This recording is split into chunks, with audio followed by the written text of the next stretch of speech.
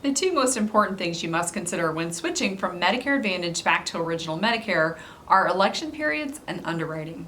The last thing you want is to leave your Medicare Advantage plan and then find out that you can't qualify for the Medigap plan that you were intending to enroll in. Hi there, if we haven't met yet, I'm Danielle Roberts, co-founder here at Boomer Benefits.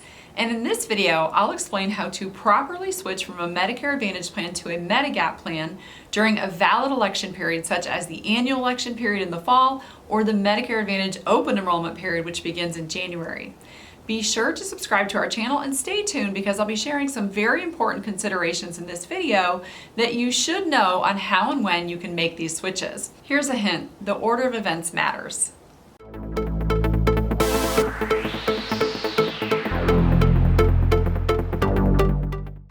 Many people are attracted to Medicare Advantage plans because they usually offer lower premiums than Medigap. Medicare beneficiaries are also sometimes interested in Medicare Advantage plans because some of them offer minor extra benefits. This could be things like vision exams or preventive dental, even gym memberships. So why then would someone enrolled in a Medicare Advantage plan want to switch back to Original Medicare? Well, it actually happens a lot more often than you might think. Here are a number of reasons that we frequently see here at Boomer Benefits for why people want to switch. Probably the most common reason that someone wants to leave their Advantage plan is that one of their most important doctors drops from the network. This can even happen mid-year when the member is locked into the plan for the calendar year and can't make a change until the next election period. Most Advantage plans have networks of healthcare providers that their members will see, of course, for their healthcare. Doctors can come and go from these networks as they see fit or when their contracts come up for renewal. If a trusted doctor leaves the network for any reason, the plan member may want to return to Original Medicare so that he can continue to see that favorite doctor. Other reasons for switching might include frustration with having to get referrals to see a specialist. Medicare Advantage plans may also require prior authorizations more often than Original Medicare for things like surgeries or diagnostic tests. All of these things are common in Medicare Advantage plans, but people often don't realize how burdensome they can be until they are enrolled in and using their Advantage plan. Sometimes beneficiaries decide that the savings that they're receiving on their premium just isn't worth the freedom of access that they've given up with their Medigap plan. Whatever the reason, Medicare beneficiaries should take very careful steps when considering a change from Medicare Advantage back to Original Medicare, so here are some of the basic rules for doing so. Medicare Advantage plan membership is generally for an entire calendar year. Leaving the plan requires that you have an approved election period to do so. Now, the most common election period for leaving your Advantage plan to choose another Advantage plan or to return to Original Medicare is the annual election period, which runs from October 15th to December 7th. Check out our post on preparing for the Medicare annual election period each year for more details on how that election period works. So if you're leaving your Medicare Advantage plan and you want to go back to Original Medicare, the order of events in your disenrollment and re-enrollment is very important if you're counting on being able to get a Medigap plan. Why? Because there is no guarantee that the Medigap plan will accept you. You have to apply for the Medigap plan and usually answer health questions.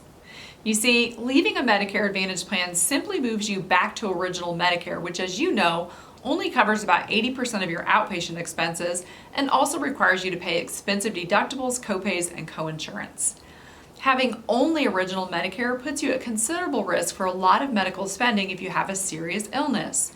For this reason, most people returning to Original Medicare want to also apply for a Medigap plan to supplement their Medicare benefits. However, unless you're being involuntarily disenrolled from your Advantage plan, you won't automatically qualify for Medigap in most states.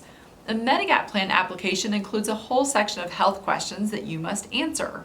Then, a medical underwriter will review your application, take a look at your medical history, and review online records of your prescriptions that go back for several years. A serious illness such as congestive heart failure or COPD may disqualify you from qualifying for a Medicare supplement. So this is why it's so important that you don't leave your current Medicare Advantage coverage until you've been approved for Medigap coverage.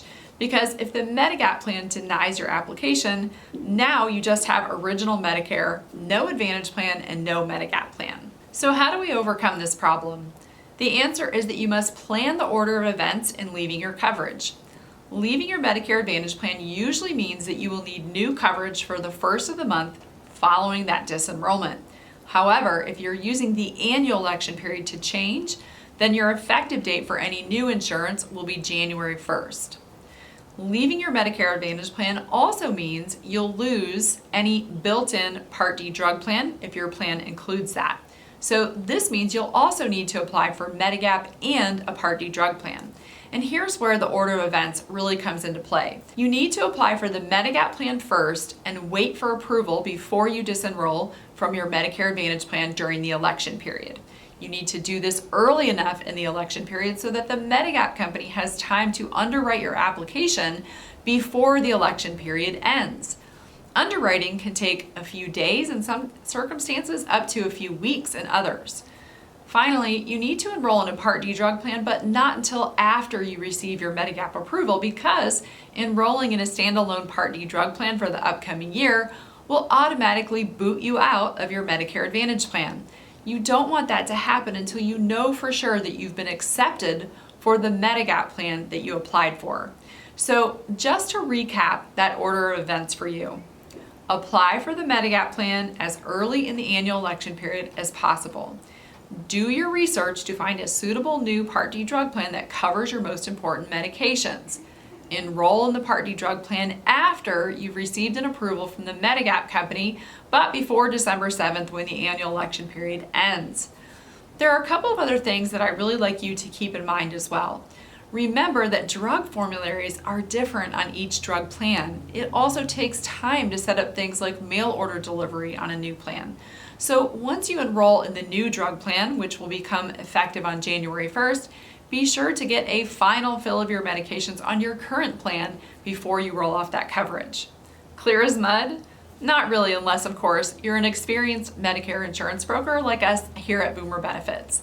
Working with the Medicare insurance broker can greatly simplify the process, and our agency handles scores of Medicare Advantage plan switches every year, so our team knows all of the proper election periods to use. More importantly, we can help you plan each step in the proper order so that you don't overlook anything important. Do you have a question about switching from a Medicare Advantage plan to a Medigap plan? You can drop it here in the comments and one of us will answer. Now, to learn more about switching to a Medigap plan and the rules you need to know once you're on one, check out this video, which is one of our most popular videos here on our YouTube channel. You can also sign up for our free 6-day Medicare mini email course to learn about all of the options available to you for supplementing your Medicare benefits. Thanks for watching, and we'll see you in the next video.